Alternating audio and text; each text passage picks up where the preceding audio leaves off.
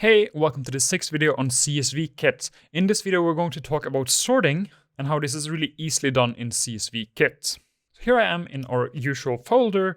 We have, as usual, only the Excel file and the virtual environment. So let's first of all look to csvsort and go to the help page. Here's the help page. As you can see, this has quite a lot of optional arguments, but we don't really need that many for the CSV sort, as it says sort CSV file. It is kind of like the Unix sort command, if you know what that is, but of course it is for CSV files. So to see this in action, let's first of all use the into CSV command. So now we have a CSV file. That's great. First of all, let's just use csvcut because I don't want all the columns. So let's do county and let's do total cost. I think that's what I need to know. Yeah, that looks good. And notice that this is kind of by default sorted in the first column. The important thing to know is that with a CSV sort command, you can sort it based on any column.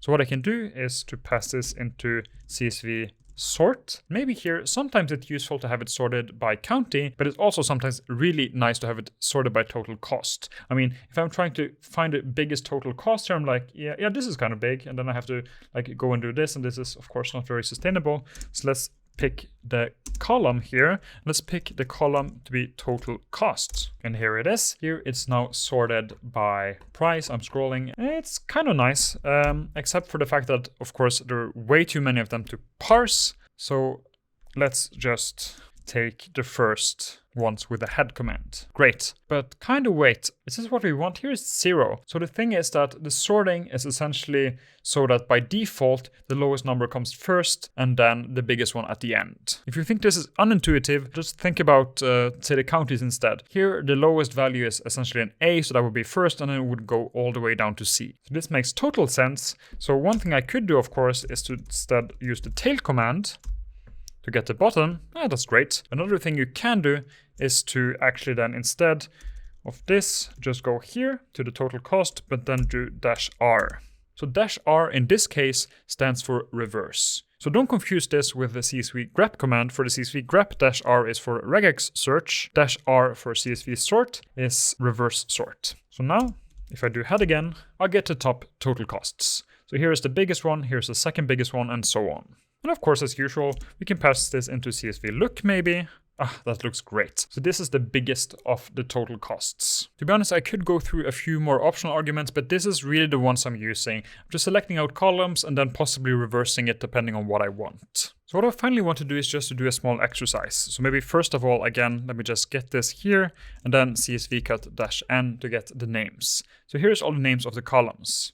So say we have the following exercise. I'm going to give you a specific state, and then I want essentially that you return all the ship dates just from that state, and all the counties and all the total costs. And I essentially want it sorted by total cost. So I want the biggest first. So let's think about this. Which particular state do we want? Let's see what we have. So let's just pick this one. I think this is Nebraska. So I want you essentially to take this file here and give me all the records for the state Nebraska. I want it to have the total cost and the shipment date, but sorted in the order of the total cost. So again, I want the state, and let's say I want the ship date and total cost. And let's also just do the county, but I want it sorted by total cost and only in that state. So let's try to do this together. So first of all, we need to convert it to a CSV file. That's good. Secondly, I don't need all the columns, so maybe I can just remove them at once. I need my state column, I need county, I need total cost, and I need ship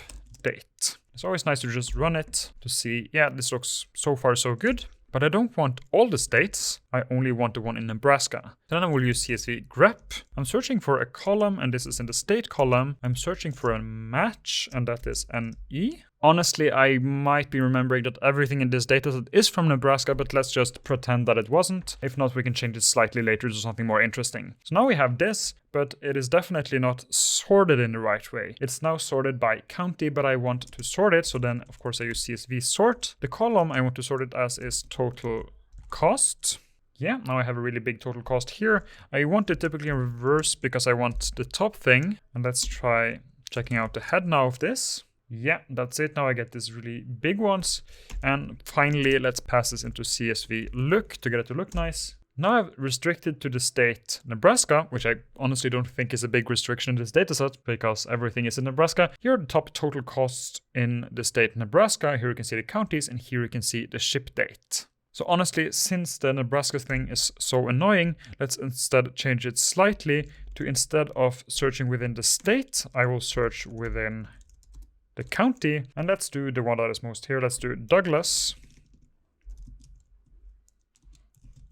Like this. And here you can see the top searches inside Douglas. That's probably a little bit more useful. And of course, since there is really only one state, let's just tidy this up. I don't need a state column, so I will just remove that.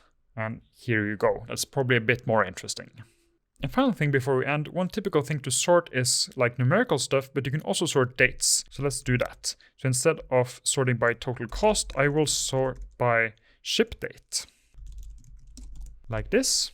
And now you can see that we got all the latest ones here. And that's again because I specified reverse, so I have the biggest first. In this case, it depends on what you want. Here are the latest ones. If you want the earliest ones, just remove -R. Here you have the earliest one in 2008. That's kind of what I wanted to say in this video. This is the 6th video on CSVkit. You can see now that our kind of pipeline series is becoming more and more complex, and there's becoming more and more that we can actually do with them. So here we have into CSV, CSVcut, CSVgrep, CSVsort, and CSVlook. We still have a few ones left, and I would definitely suggest you to learn the rest as well. And you can already see that you've learned quite a lot just by following the course so far. Great, so I hope you have an awesome day, and I'll see you again in the next video.